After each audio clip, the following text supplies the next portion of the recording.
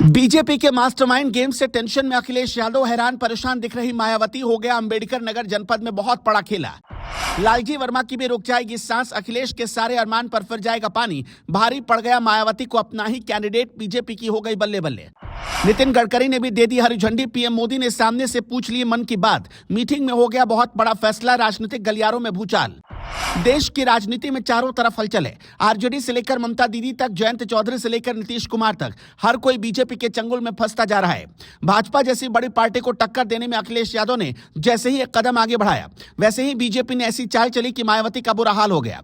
अखिलेश यादव की चालाकी धरी की धरी रह गई। राजनीति का बीजेपी ने पूरा सिस्टम हिलाकर रख दिया और अंबेडकर नगर की लोकसभा सीट पर एक बहुत बड़ा भूचाल आ गया। वो भूचाल क्या है, सब कुछ हम आपको डिटेल से बताते हैं और कैसे राजनीतिक गलियारों में हलचल तेज हो गई है। वो कौन सा नेता है जिसके आने और जाने से सपा और बसपा का बुरा हाल होने वाला है, उस पर हम आए उससे पहले राजनीति की उठापटक देख लीजिए। बता दें कि आगामी लोकसभा चुनाव को लेकर बीजेपी लगातार जिस तरह इंडिया गठबंधन के घटक दलों को एक एक कर तोड़ रही है, उससे चर्चाओं का बाजार गर्म है कि बीजेपी इंडिया गठबंधन से डर गई है। उसे कहीं ना कहीं लगा कि इंडिया गठबंधन यदि पूरी ताकत से लोकसभा चुनाव में उतर गया तो बीजेपी के लिए राहें आसान नहीं होने वाली।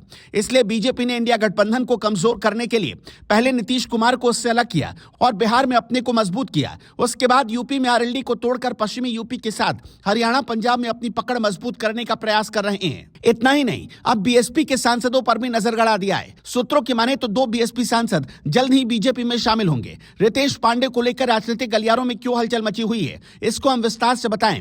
उससे पहले इन तस्वीरों को आप ध्यान से देखिए और समझिए। सबसे बड़ा सबूत राजनीतिक गलियारों की यह तस्वीर है। पहली तस्वीर को ध्यान से देखिए। इस तस्वीर में रितेश पांडे बीजेपी के वरिष्ठ नेता नितिन गडकरी के साथ बात करते हुए दिखाई दे रहे हैं। दूसरी तस्वीर को भी ध्यान से देखिए।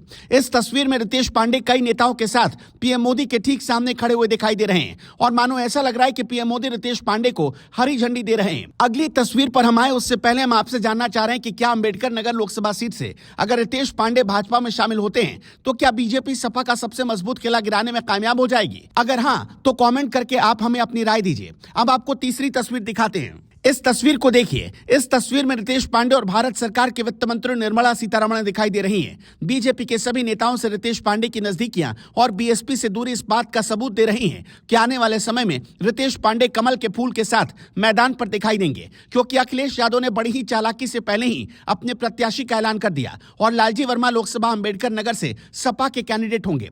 अब और विस्तार से समझिए। इनमें अंबेडकर नगर सांसद रितेश पांडे को लेकर राजनीतिक गलियारों में चर्चाएं तेज है।